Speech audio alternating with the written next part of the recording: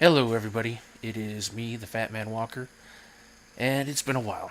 First, I'd like to say you'll have to pardon the noise in my background here. It is a part of my life that cannot be helped. But, it's nothing bad. It's just an irritation. I've gotten used to it, but it'll be popping up in my videos from now on. Now, it's been a long time since I posted a video, but, I had to go away for a while. And, yeah, when I came back from the hospital, because that's where I went away to, I wanted to keep the stress of having to put out videos off of me for a bit. I didn't stop doing everything. I was still doing the once a week Mythtown podcast, which you can find at mythtown.net or youtube.com/mythtown. We give away a game each week. Just leave a comment in the video. Haha, shameless plug. So, yeah. Many months ago, I posted a video that I had a little heart problem. It turns out the issue was even bigger than first thought. Thanks to a combination of emotional stress and me not getting the oxygen my body needs, I had what I will call a cardiac event. Two of the valves in my heart stopped pumping correctly. Now, over time, everything looked like it was, getting better and shit, but it came back to bite me in the ass in a very big way. After a couple of months, they still weren't quite pumping right, and I started to retain massive amounts of fluid in my lower body, my legs, I should say, my abdomen, and the last couple of weeks before I went into the hospital, I was retaining water in my lungs and coughing up mucus constantly. It was not pleasant to be around or to be me, really. So it was just getting really hard to breathe, and I was getting even less oxygen in my body. My blood oxygen level was at 50%. The healthy level is about 92%, somewhere in the low 90s, really. This can slowly kill you, or it can actually kill you when you are exerting yourself. Say, like, you're taking a dump and it's not wanting to work with you and you really got to push to get it out. Your heart can just stop beating at that point in time because, yeah, your heart and your oxygen levels go hand in hand. Who knew? Apparently everybody else, but me. I wasn't thinking very clearly. I was often confused. I was losing the strength to even get up off the floor, which, lucky me, is my chair and my bed. What can I say? I am poor. I am going to be saving, but with medical bills, it could be up to a year before I have a bed, and even then it'll just be a single mattress, and it'll be the cheapest one they have. But I'll make it work. For now, some comforters on the floor, I'm good to go. It's not half bad. Goddamn, crickety little computer stand I've got here. So, yeah, fun stuff. I was already suffering from depression before everything went wrong with my heart, and the low oxygen levels just made things even worse. So, on the 12th of July, I had a talk with my mom and asked her if she would drive me to the local ER on the following Monday. See, I had to ask her for a ride because of the massive water retention I had. My gut was sticking out so far that I couldn't even get behind the wheel of my own vehicle. So that sucked.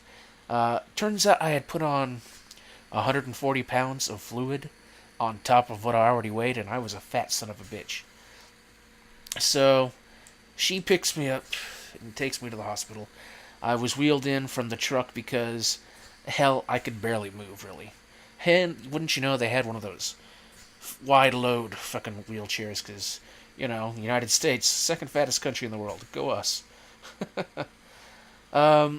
I answered some questions and was taken into a room to wait for the doctor, and for the next 3 days, things get a little fuzzy for me.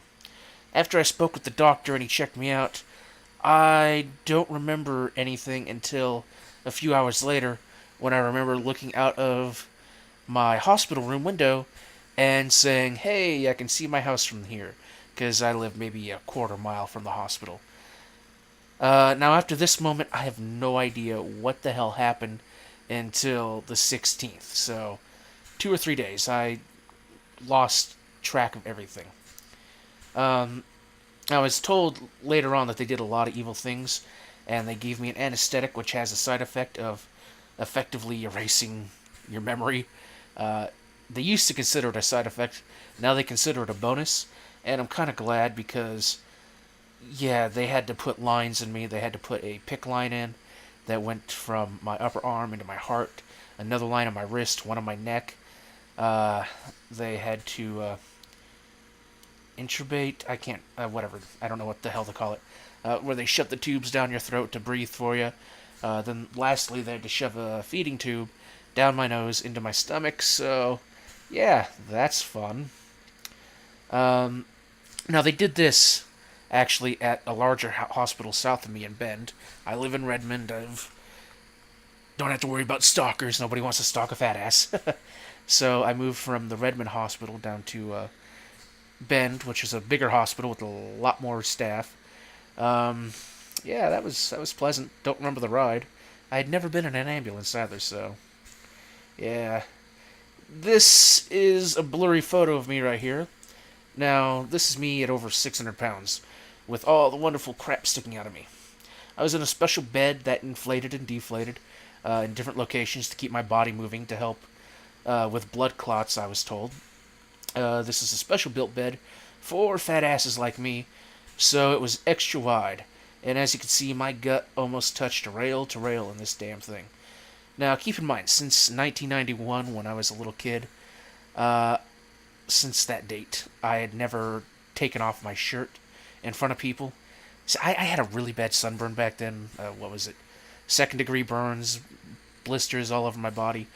And I always kept my shirt on when I was outside at all times. And then later on, I started gaining more and more weight. So I definitely kept my shirt on. And I hated anybody seeing me. Now, even within the shitty state I was in the hospital, all I had was basically a sheet covering the lower part of me, and I was horrified and fucking embarrassed. Even with my medical issues, I was still feeling that. That's wonderful. It was fun. So, when things started to get a little more clear, and the effects of the basically mind erasing medicine wore off of me, I had a doc with my doctor explaining everything once I was getting the proper air and everything. So, yeah, they didn't think I was actually going to make it the first couple of days. I was going to, they thought afterwards I was going to have a tracheotomy, whatever the fuck they call it, which is the tube in your throat. So basically, they bypass your mouth and nose, and just you get air straight into your, not esophagus. What am I thinking? Trachea. That's tracheostomy. And I was gonna have a breathing machine set up to that, so it was just gonna go straight in, bypassing everything else. And yeah, that didn't sound like much fun to me.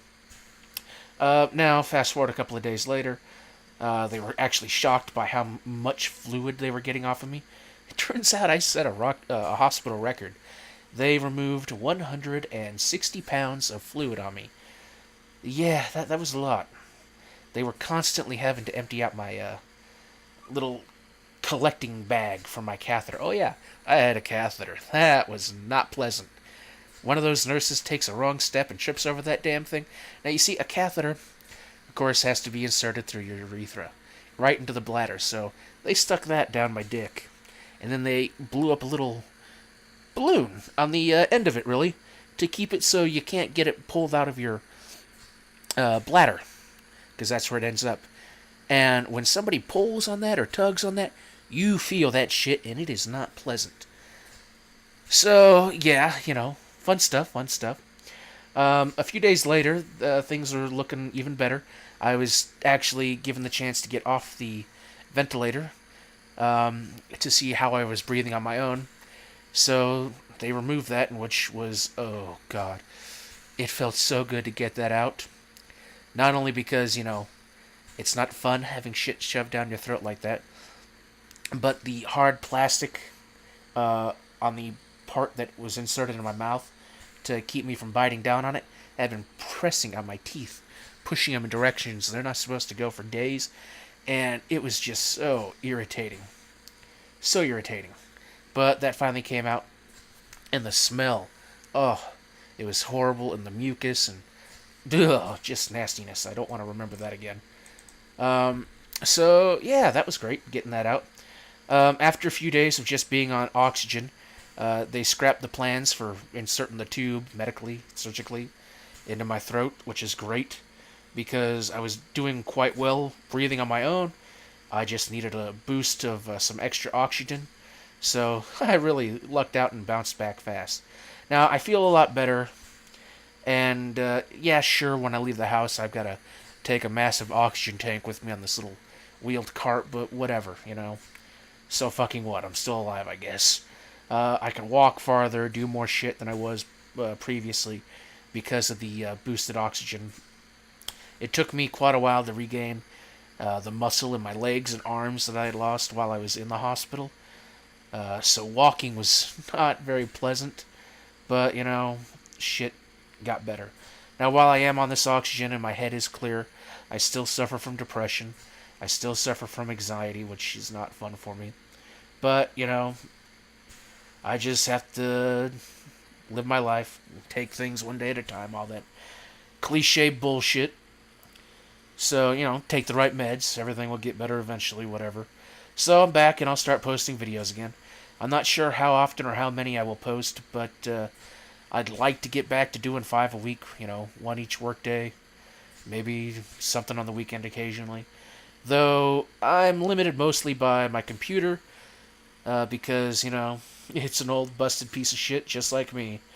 But I guess it'll just have to do, just like my body will have to do. So take care. I'll see you guys later. Bye.